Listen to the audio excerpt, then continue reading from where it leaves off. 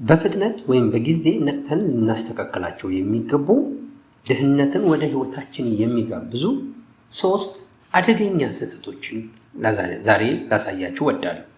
ሰላም፣ አብርሃም ነኝ። እንደምን አላችሁ?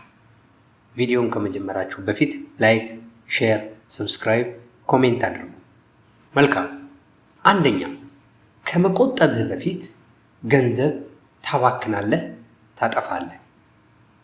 አንዳንድ ሰዎች ስንመለከት ገና ገንዘብ እንዳገኙ ወይም ደግሞ ደሞዛቸውን እንደተቀበሉ በማናቸውም መንገድ ወደ ኪሳቸው የሚገባ ማናቸውንም ያክል ገንዘብ እንዳገኙ የሚያስፈልጋቸውን ሳይሆን ወይም ደግሞ ቤዚክ ኒዳቸውን ሳይሆን የፈለጉትን ሁሉ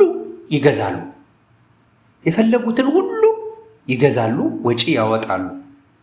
የቻሉትን ያክል ገንዘባቸው እስከሚያልቅ ድረስ ያወጣሉ። ነገር ግን ሀብታሞችን በምንመለከትበት ሰዓት መጀመሪያ ከሚያገኙት ገቢ ተቀማጭ ያደርጋሉ። ከተቀማጫቸው ባሻገር ይቆጥባሉ።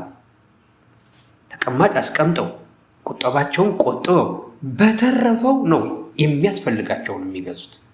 ይህንን ልብ ልንል ይገባል። አንድ ስህተት። ሁለተኛ፣ በራስህ ላይ ኢንቨስት አናደርግም።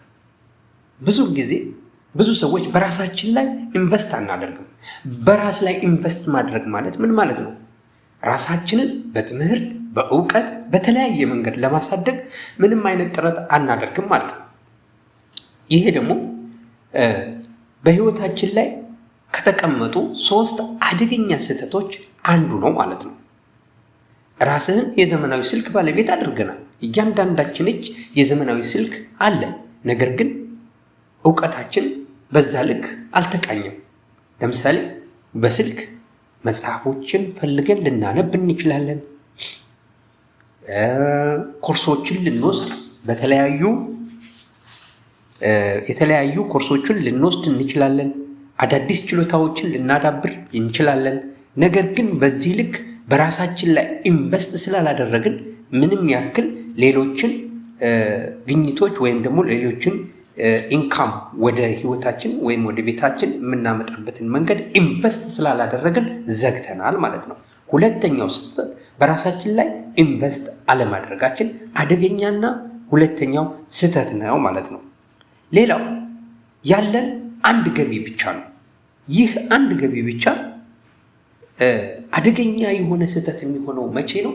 ይህ ገቢያችን አንድ ቀን የተቋረጠ ዕለት፣ ይህ ደግሞ አንድ ከቆመ ገቢ ይቆማል ማለት ነው።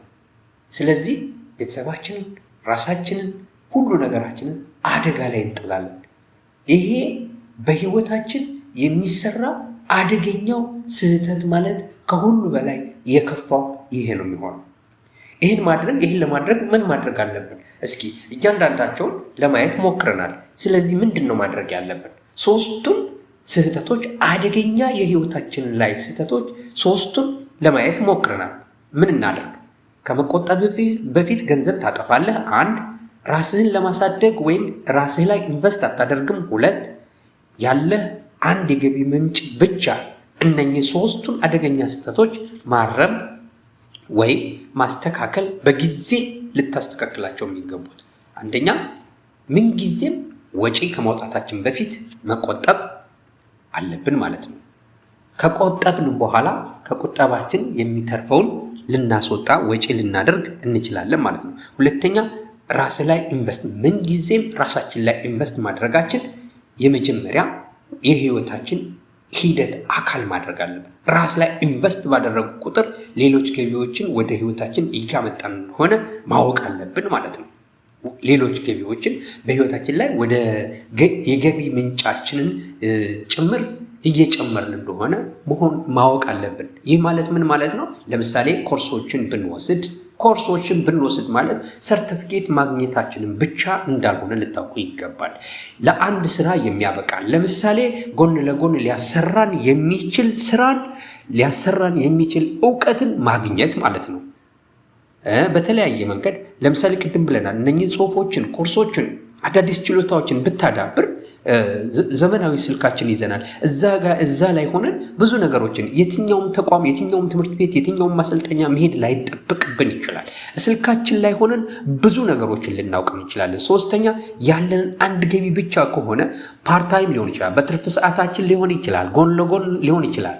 የተለያዩ ሳይድ ወርኮችን ልንሰራ ይገባል። ለምሳሌ ምሽት ሊሆን ይችላል፣ ኦንላይን ስራዎች ሊሆን ይችላል፣ ባሉን ትርፍ ሰዓቶች ሊሆን ይችላል። እነኚህን ስራዎች ልንሰራ ይገባል ማለት ነው። ስለዚህ እንደ ማጠቃለያ ሶስቱ አደገኛ በፍጥነት ነቅተን ልናስተካክላቸው የሚገቡ ድህነትን ወደ ህይወታችን የሚጋብዙ ሶስት አደገኛ ስህተቶች፣ አንደኛ ከመቆጠብ በፊት ወጪ አታውጣ፣ ሁለተኛ በራስህ ላይ ኢንቨስት አድርግ፣ ሶስተኛ ያለህ አንድ ገቢ ብቻ ሳይሆን አማራጮችን ፈልግ።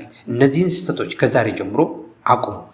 ገንዘባችሁም ማደግ ይጀምራል ማለት ነው። እነዚህን ስህተቶች እንግዲህ ከዛሬ ጀምሮ ማስተካከል ከጀመር ገንዘባችሁም ማደግ፣ ገቢያችሁም ማደግ ይጀምራል ማለት ነው። በሀሳቡ ከተስማማችሁ ላይክ፣ ሼር፣ ሰብስክራይብ ማድረጋችሁ እንዳትዘነጉ። አመሰግናለሁ። ቻው።